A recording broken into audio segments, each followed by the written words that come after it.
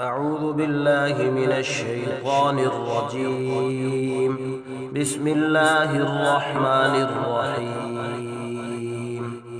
تبارك الذي بيده الملك وهو على كل شيء قدير، الذي خلق الموت والحياة ليبلوكم أيكم أحسن عملا وهو العزيز الغفور، الذي خلق 7 سماوات طباقا ما ترى في خلق الرحمن من تفاوت فارجع البصر هل ترى من فطور ثم ارجع البصر كرتين ينقلب إليك البصر خاسئا وهو حسير.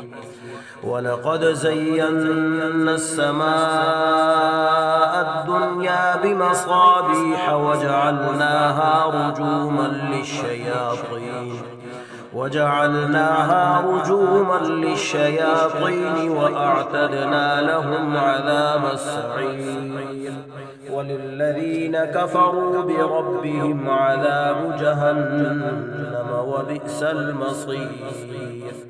إذا ألقوا فيها سمعوا لها شهيقا وهي تفور تكاد تميز من الغيظ، كلما ألقي فيها فوج سألهم خزنتها ألم يأتكم نذير؟ قالوا بلى قد جاءنا نذير فكذبنا وقلنا ما نزل الله من شيء إن أنتم إلا في ضلال كبير.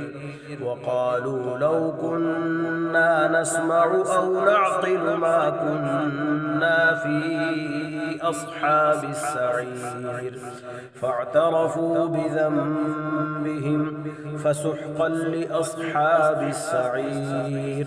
إن الذين يخشون ربهم بالغيب لهم مغفرة وأجر كبير. وأسروا قولكم أو اجهروا به إنه عليم بذات الصدور. ألا يعلم من خلق وهو اللطيف الخبير. هو الذي جعل لكم الأرض ذلولا فامشوا في مناكبها وكلوا من رزقه وإليه النشور. أأمنتم من في السماء أن يخسف بكم الأرض فإذا هي تمور أم أمنتم من في السماء أن يرسل عليكم حاصبا فستعلمون كيف نذير. ولقد كذب الذين من قبلهم فكيف كان نكير. أولم يروا إلى الطير فوقهم صافات ويقبضن ما يمسكهن إلا الرحمن إنه بكل شيء بصير. أمن هذا الذي هو جند لكم ينصركم من دون الرحمن إن الكافرون إلا في غرور.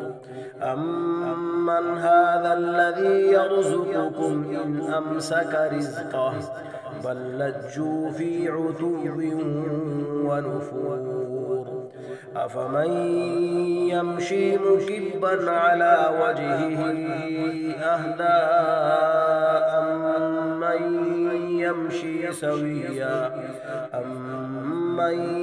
يمشي سويا على صراط مستقيم.